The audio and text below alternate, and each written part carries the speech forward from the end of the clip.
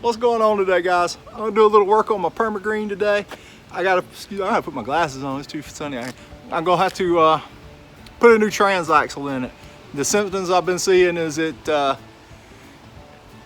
feels like it's kind of running off one wheel, and in the mornings when you first get out and start going to work, one wheel is completely locked up. This machine probably has a lot of hours on it. I'm not even sure how many, but it's time. So we'll run through a couple of the steps on how to do it. Permagreen has some great instructions in their manual on how to do it, but I did run up with a couple little things that either I didn't read thoroughly enough, because I skimmed, I'm sorry, I skimmed. Didn't read it thoroughly enough, or I just missed it apparently. But anyway, stay tuned.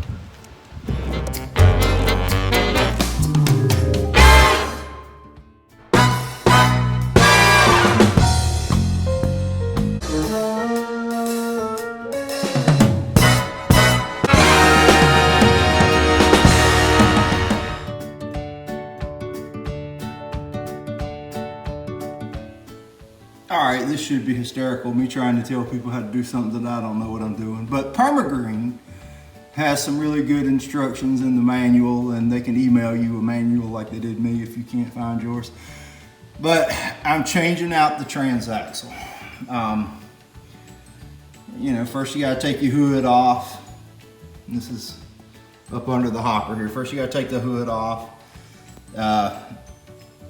loosen up everything, take your pump out, which takes about 2 seconds. And then the bolts for that hold the Transaxle in are here and here.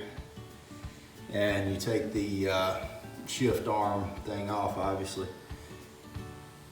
And jump the belts off, and it'll all come out. And leave you with this. I gotta get this bracket off. Man, that thing is hated. This thing still works good. That's the gearbox for the spinning platter, but wow, she looks bad. It's got a little cover that goes on it too. It's right there. But the kit comes with the Transaxle and the pulleys and the hub stuff. That's where I'm at now. I'm gonna get this bracket off and see if I can do any updates. All right, this thing's about to corrode into an oblivion anyway. This is the damn gearbox for the spinning platter, but it sits on a bracket on top of the Transaxle. And I had to cut the bracket off because I'm gonna need it for my new one. But it goes up here like this, and the nut heads were so corroded you couldn't get anything on them and get them off, so I just cut them off. Look at that damn thing. No wonder it's not working that good. But I should order another one of these while I got this thing taken apart and go ahead and put it in. All right, so this kills me. I got the Transaxle put back in. They suggest lifting it up with a jack and everything, but I just kind of picked it up and propped it up on the rails and bolted it in. It really wasn't that hard or heavy or anything, but I did fail to read my directions thoroughly. And if you don't take anything else from this crappy video, in the parts bag with the new hubs, there's this thing. And what that is a vent that goes on top of the transmission, Transaxle. I'll take everything back out and put it on. Read the directions, people. I skimmed them. Oh well. But I can just take the pump and the bracket that the pump mounts to back off, I think, and get to it. And it's under the space blanket the Transaxle's wrapped in. Vent screw. All right, I'll be back. Okay, you gotta take the pump out, which mounts right here. Loosen these brackets. I mean, this is a good reverse of how you take it off and put it back together anyway. But you peel the space blanket off And that right there is where that vent screw goes. It is a standard Allen key though, and digging through the PPC Total Turf Tool bench resources, apparently I work on a lot of Japanese stuff because I've got all metric Allen wrenches, and I found this pack right here, and lo and behold, the one missing, it's the one I need. So I guess this warrants a trip to Lowe's. Trats you.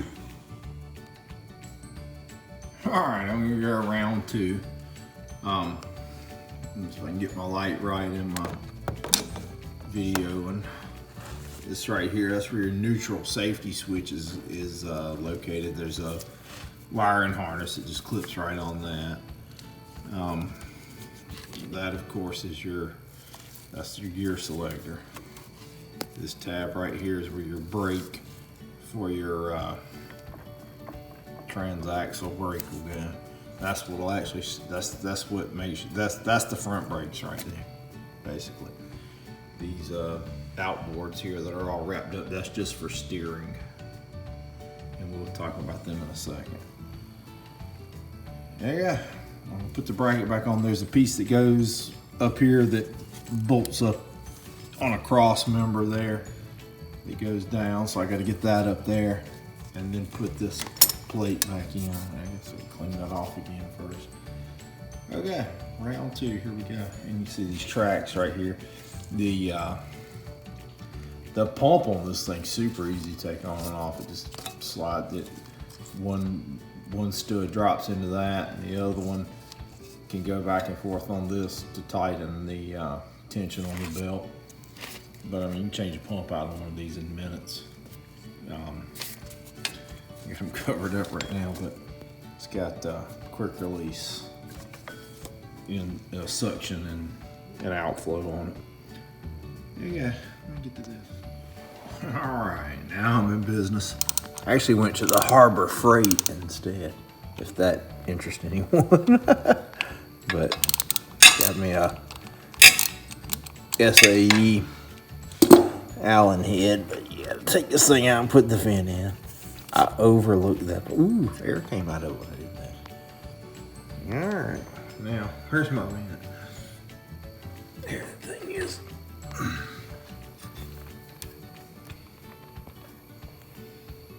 There it is.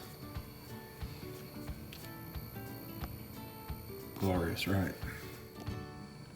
I do realize I'm not getting a lot of this film. I don't see where it's just very compelling video, but you know, obviously your brake band for the front brakes goes on this, and you got to put a pin in it for that. I lost my pin, so that's just a key a key ring thing, but it'll work just the same.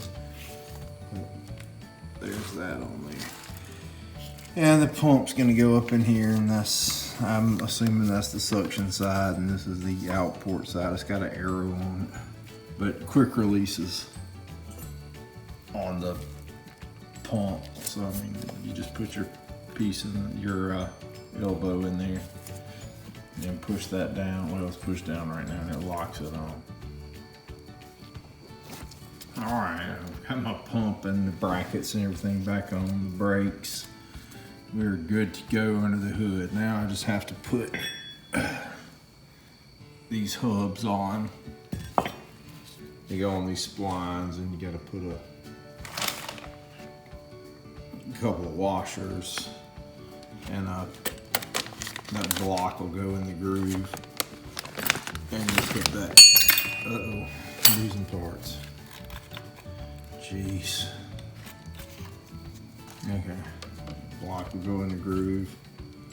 Grooves in the heart. Anyway, so that'll get you straight there. I would lightly grease these things too, so these things will come off if you need them to. And then here's the old one, but a retaining clip will go over the outside and hold it on. There'll be 2 washers on the inside, 1 washer on the outside. 2 washers here, 1 washer there, retaining clip. And a little chock to keep it in there, the key. All right, super exciting. I am actually pumped up. I'm ready to see this thing work right. I've never had it with both wheels turned right. Super simple machine. I mean, it looks complicated with all these hoses and stuff in here, but once you get the gut side of it, you just see how simple it is. Basically back together. Just have to put the hood and the spinning platter back on, and you know, the hood goes up there, 2 bolts, 2 screws right there, and spinning platter attaches to that. And if you don't know how to put the screws in the spinning platter and you got one of these things, sell your Permagreen, you don't deserve it. All right, I've got it put back together for the second time. I just test drove it. It's amazing. It's like a whole new machine. I got this thing used, and it's never pulled quite right in the Transaxle apparently, because now it just drives right along and turns all easy. I got used to honcho with my other one around, or the way it was before it was fixed. But anyway, so it was definitely worth it to fix it. I mean, and I realize this video is not going to mean much to many people outside of the small percentage of viewers that are Permagreen owners, and then the even smaller percentage that might someday have to replace a Transaxle. I don't know how many hours this machine has on it. I got it used and the clock wasn't running, and I replaced the clock, and since then I've put 257 hours on it, and I don't think it was the Transaxle was right the whole time, but it was progressively getting worse. But I'm glad I went ahead and fixed that. It shifts much better now and handles much better. All right, well, there you go. I got to put the hood back on, and I have to adjust the steering brakes. Let me see if I'm gonna turn it around and show you. Okay, up here on the handlebars, this thing here, you would tighten that up to get it a little tighter, and what happens is when you pull back on this handlebar, it will drag that brake on this wheel a little bit to aid you in your turn. All right, she's all buttoned up and put back together. It's really not that hard to put in. I piddled with it over the course of a couple of days, because I had to leave it alone and go do some other things and get back to it. And then I forgot to put that vent plug in it, so I had to take all the pump and the bracket and the gearbox for the spinning platter back out after I'd already got it all put back in. So if there's one thing to remember in this take from this video, is to put that vent plug in the top of the Transaxle before you even get started, because it's way easier actually, you know, out of the machine than it is to have to take all that stuff off. Anyway, no big setback, but I would assume that, well, definitely now knowing that what I'm doing, I could probably put one of these in a couple of hours, but first time is pretty realistic to just give yourself a whole afternoon to put it in, and I don't think you'll have much problem. Where you're going to run into problems is depending on how hard the old stuff is to get out, if it's you know, if there's a lot of corrosion and stuff. So I guess another lesson to take away is 90% of the problems with any kind of machine like this are going to be due to fertilizer corrosion on it. So take that hood off about once a month and wash it all out in there good. Make sure you got all that old fertilizer out of there. I mean, they do go through a lot of trouble to wrap that Transaxle up to protect it, and the brake calipers and all that, but it's just a really harsh environment. I'm jiggling this camera all over the place. Earthquake. You're really not gonna, I mean, have a lot of luck keeping something like this pristine, but you know, some good regular maintenance will make it last a lot longer, and it's a pretty good investment. So, you know, take care of it, and they'll take care of you. It's a money maker right there. Prince money. You owe me some money right now, thing. Never mind. All right, anyway, so it works great now. Steers amazing, probably much safer. Get my brakes adjusted and my turning brakes adjusted and go out there and do some work with it. Thanks for watching, guys.